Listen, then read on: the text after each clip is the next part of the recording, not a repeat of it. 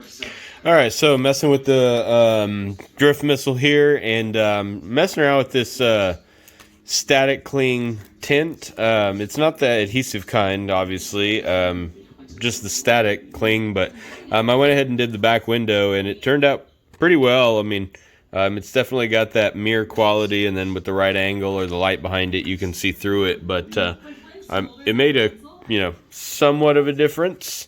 And then from the outside, you can, see that it's now reflective instead of just clear. So I think it looks kind of cool. I might leave it like that with the mirror tint on the back, and I don't know, might do the front that way as well. Maybe just do all of them. I'm not sure. I'm gonna keep going and see what it turns out like and how I like it.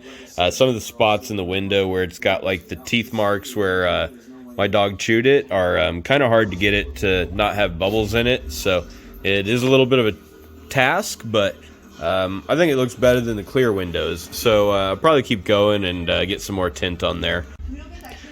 So the nice thing I like about this static cling stuff is it's super, super quick and easy to put on. And I am going to just basically, I cleaned the front window already with alcohol, my microfiber cloth, wiped it dry.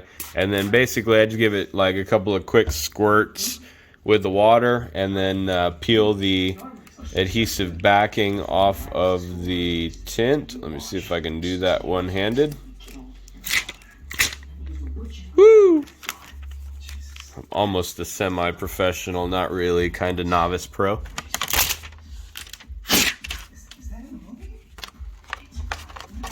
So with that sprayed on there, I just set it on down. And then I say the magic words, which are, where's my goddamn squeegee? Alright, and then I just go and squeegee out all the crap that I don't need in there. And then I'll show you here in a second when I'm ready to cut it.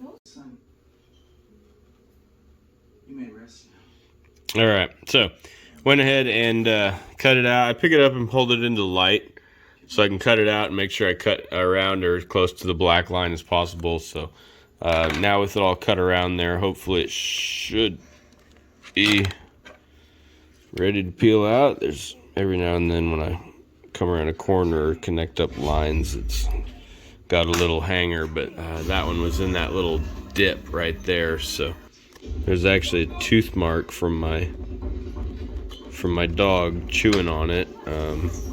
It's kind of a low spot, so it doesn't really, it's not the easiest to cut through right there, but there we go. Looks like we got the rest of it off.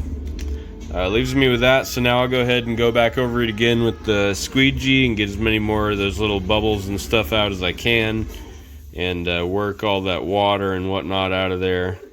There's probably still got a lot of that under there, and anywhere that I see that it continues to bubble up after I get the water out, it's probably where I cut it a little bit too far over the paint line, which is letting air and stuff in, and then it creates that little bubble. So if you get that, then really just look real close to the edging that you did, and if you need to, you may gotta just trim a little bit away from a small mark. That way you can kind of get it to fall.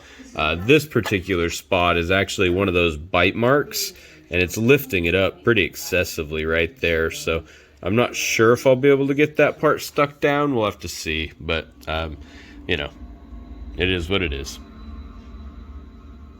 Finished up tinting the windows. I had to cut this one because it's an open window, and there was a little piece right here that kept sticking out. It still kind of is. You can see it move right there. I'm trying to get that piece to stick the hell down. Probably fine on all the rest. It does look a little funny because there's a lot of dents and scratches in the body from where my dog chewed it up before I rescued it. So you can definitely see those, but I think the tint looks better on there than just leaving it plain.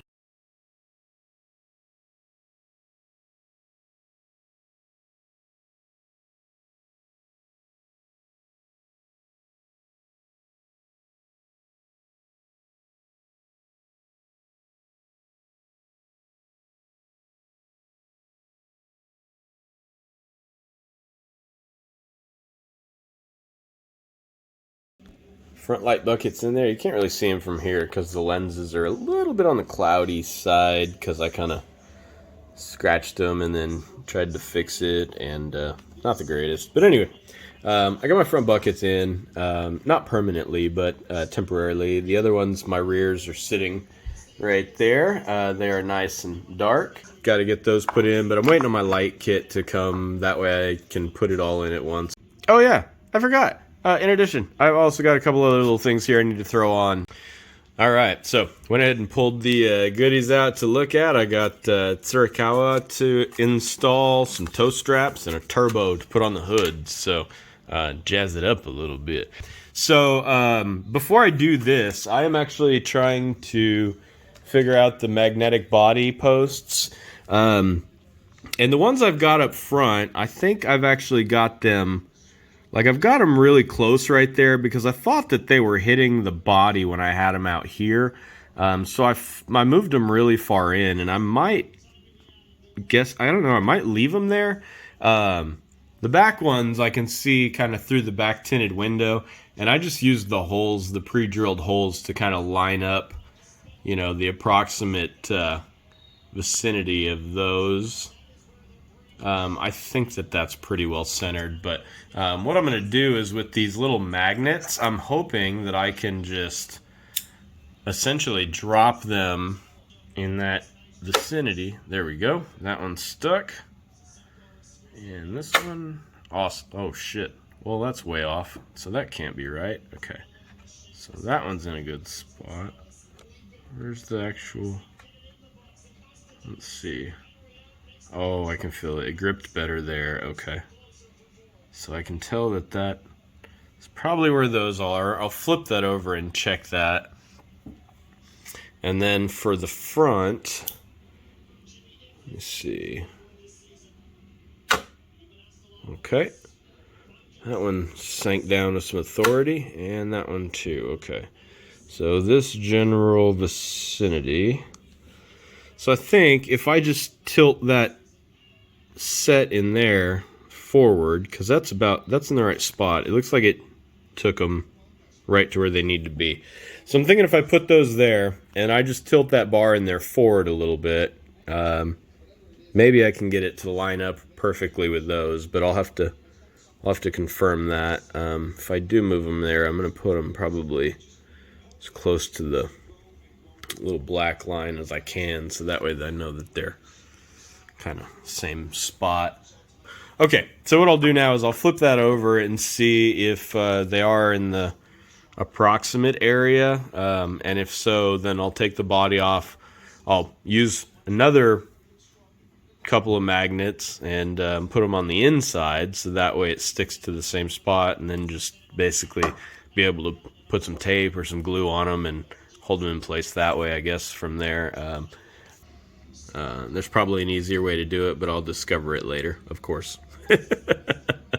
Maybe I use the 3M tape for now and see how it holds, and then that way it's not permanent and it's not messy, and if I need to move it, then it's not a big deal to just peel the tape off. And you know, if I peel the tape off and it takes some of the paint, I mean, this is a drift missile anyway. Obviously, if you've watched the steps along the way of this, I mean, you know that this was a rescue body from a Rottweiler, about 150-pound Rottweiler that was chewing on it in my garage. He was my buddy, so you know, I kept it and decided one day I would use it, and this is what I'm doing with it. So, and I need to get a custom sticker or something, because I'm going to put his name on the back. I'm going to go ahead and get those installed and put some 3M tape on these, and hopefully that holds it in place, and I can come back and it'll be magnetic posts next time.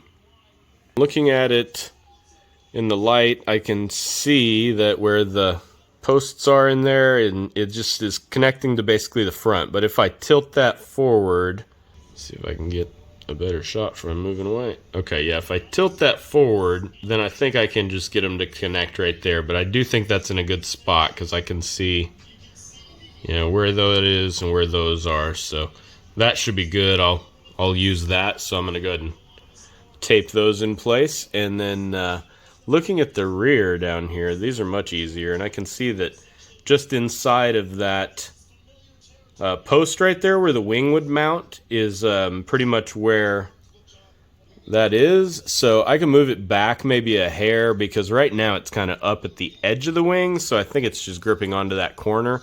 So I'll probably move it back a smidge, and then that way I'll have a little bit better footing there, I think, when it attaches. So yeah, just going to make a quick adjustment, and that should be good. Went ahead and taped the magnets on the inside where they had stuck, and yes, the inside of my body is unfinished and ugly. I don't care. Again, drift missile.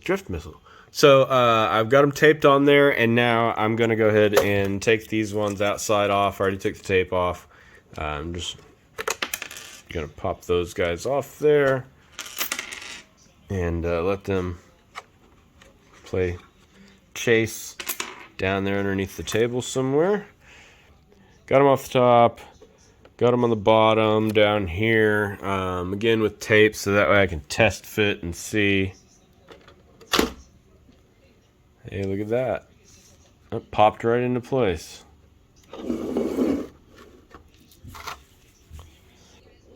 It's definitely stuck on there and doesn't want to let go, and I can pick up the front of the car without too much concern of the body falling off. So I think the front placement is great on this. Rear placement, yeah, I guess it's still, yeah. So I guess, yeah, that worked. All right, cool. Magnets in place. I can go ahead and finalize those, put those where they need to be, and then move on to some fun additions. Let's accessorize. All right, so went ahead and got on a couple of accessories, just small things, nothing major. I went ahead and put on the toe strap. I've got some tape on it right now to kind of hold it down, so that way hopefully when I take the tape off it actually stays down, because when it came in the package it was just flat and a little bit stiff, so it actually stuck kind of straight out like a little red tongue, and I didn't like that, so I went ahead and taped it down. I also went ahead and cut out the center right here for the intercooler. I'll probably just buy an intercooler whenever I go up to the shop to get my electronics, which is probably going to be tomorrow. So I'll just do that and then add one. And then I did go ahead and add the Surikawa in there, the little purple with the star right there hanging out the window, or hanging down just inside the window actually. So, and then I've also got the little turbo that I'm adding, and I've got this guy here, which originally I was planning to basically just place it right here, and I'm going to use it to kind of cover up this hole and then go just kind of across this section right here. And when I did that initially, because it overlaps this grill, it kind of looked funny. So what I did was I went ahead and I actually broke a piece off of this, which is the plastic that had the body posts and all that stuff for one of the last steps. I broke a piece off of that and then basically just cut it how I needed to, so that way it looks like it's a little like a hot pipe on the bottom side. And what I'm going to do is I'm actually just going to work that under those vents, and that way when I set that there'll be the tube that goes down under and then disappears, and then that way it'll at least have something that kind of looks like it connects it and pulls it into or under, into the motor with the motor work and whatnot. So this is probably close enough that it's dry enough that I can go ahead and paint that pipe right there. So I'm going to go ahead and do that pipe. I'm going to do it in the silver. Oh, and then I'm gonna have to stop and get maybe some like screen from Home Depot or something. I want to cut some black mesh to put right there, so that way it's open, but it's not like fully open. You know what I mean? So I'll do that, and that way I'll have the little turbo in there already. I can cut the mesh to go right over that pipe and slide it up onto there. I really wish I had the mesh now, because I'd do the mesh and then just poke a hole in it and put the turbo through, but it is what it is. Also, I think I need to get a hole punch, because I think a hole punch would be about the right size for a lot of these little small holes and tubes and pipes and things like that. So maybe a hole punch would be a good option for, like, the screen. I just use the hole punch and then feed that through there. So I might have to maybe get one of those on Amazon, because I know I don't have one anywhere around here. But yeah, so I think once I get those pieces on and get the turbo on, which I'm about to do after I paint the thing and let it dry, that'll be my last step, I think. Get an intercooler in there, which I'll pick up tomorrow when I go get my electronics from Drift America RC. And yeah, then I should have my very first drift specific body. Even though it's originally a post body for a nitro, that was the intention, but I decided to switch that over and make it my drift body. So that's where I sit right now. And yeah, I'll be back with changes once I get some more done.